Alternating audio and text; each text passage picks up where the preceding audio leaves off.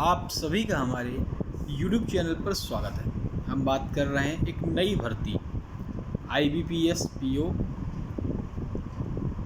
2024 bank में निकली है ये भर्ती।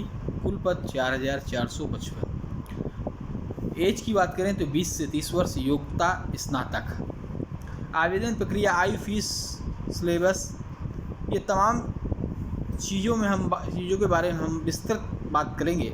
आपको कैसे फॉर्म भरना है और क्या क्या डिटेल्स मांगी गई हैं, फॉर्म भरने में आपको दिक्कत ना हो और संपूर्ण जानकारी आपको मिल सके।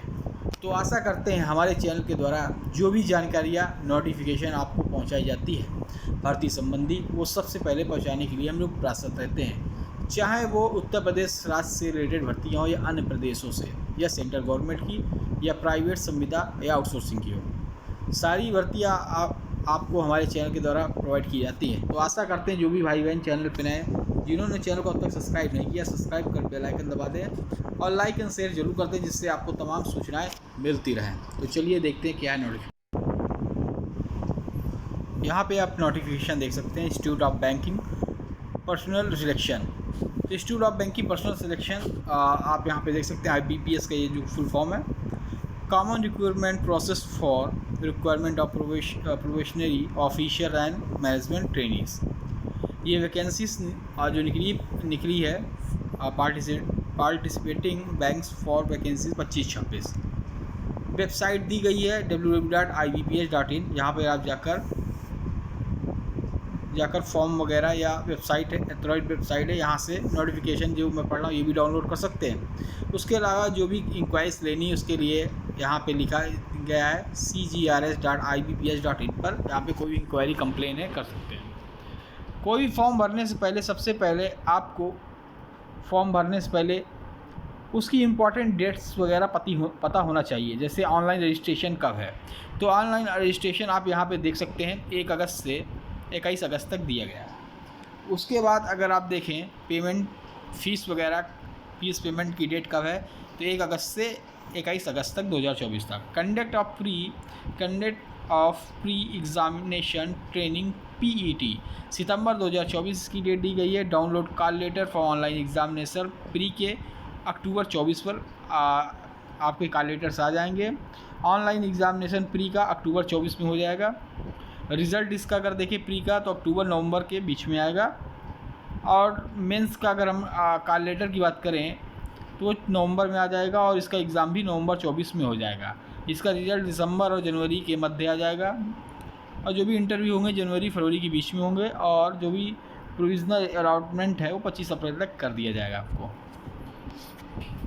चलिए, तमाम चीज़ें जो आपके लिए ज़रूरी वही चीज़ हम देखेंगे, ठीक है। जो भी इसमें पार्टिसिपेटिंग जो बैंक्स हैं जिसमें पार्टिसिपेट भाग ले रही हैं, जहाँ जिस पे आपकी नियुक्तियाँ हो सकती हैं, bank of Baroda, bank of India, bank of Maharashtra, IDBI bank, Punjab Sindh bank, central bank, Punjab national bank, union bank, UCO bank, Indian overseas bank, Canara bank, ये तमाम बैंकेज यहाँ पे दी गई हैं। एलिजिबिलिटी अगर देखें, क्राइटेरिया देखें तो क्या है, जैसे मैंने आपको बताया था, स्नातक इसमें दिया गया है, ठीक है। चलिए, अगर हम एज की बात करें तो देखिए इसमें मिनिमम एज अगर हम देखें तो 20 साल से 30, मैक्सिमम एज 30 साल है। जो भी एज की गणना होगी, जो आपकी एज कैलकुलेट की जाएगी 1 अगस्त 2024 से कैलकुलेट की जाएगी। तो जो भी कैंडिडेट 2 अगस्त 1994 से 1 अगस्त 2004 तक के हैं वो फॉर्म फिलअप कर सकते हैं। रिजर्व, अगर आप रिजर्व कैटेगरी में आते हैं तो उनको छूट मिलेगी। SC ST अगर हैं, SC हैं 5 ईयर्स, OBC हैं 3 ईयर्स, PWD हैं 10 years, ex serviceman 5 years, person of defected 1984 rights, उनको भी 5 साल की छूट है।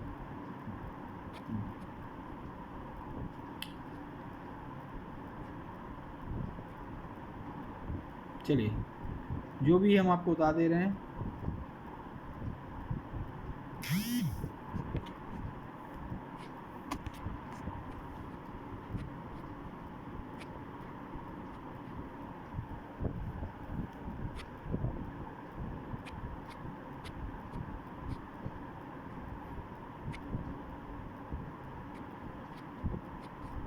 EWS कैंडिडेट्स का है, PW कैंडिडेट के हैं जो फॉर्मेट वगैरह ये जो मांगी गई है।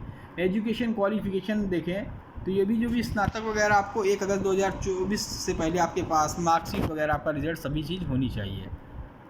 तो ग्रेजुएशन डिग्री मांगी गई है इसमें, वो भी discipline from university recognised by the government of India, ठीक है, उसके समकक्ष कोई डिग्री है वो भी है। The candidate must process valid marksheet degree certificate आपके पास होनी चाहिए, ठीक है। चलिए कैलकुलेशन परसेंटेज इसमें दिया गया है, जैसे मल्टीप्लाइड 100 है तो पॉइंट जैसे इसमें लिखा फ्रैक्शन भी अराइव द आपके आ रहे हैं 59.99% ऐसे आ रहे हैं। तो आप इसको लेस देन 60% अगर आ रहा है 59.9% तो 50% ऐसा समथिंग दिया गया है। CGPA ऐसे जो भी आपका हो, ठीक है, परसेंटेज हो इसमें बताया गया है।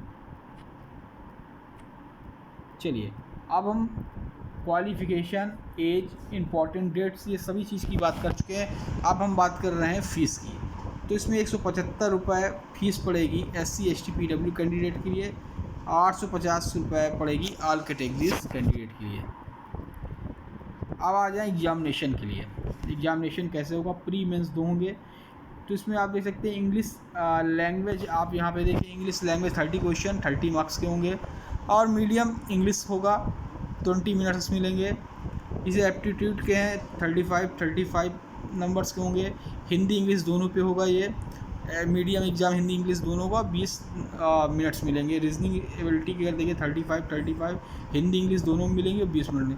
कुल 100 क्वेश्चन और 100 मार्क्स का होगा, और 60 मिनट या 1 घंटा आपको मिलेंगे, ठीक है।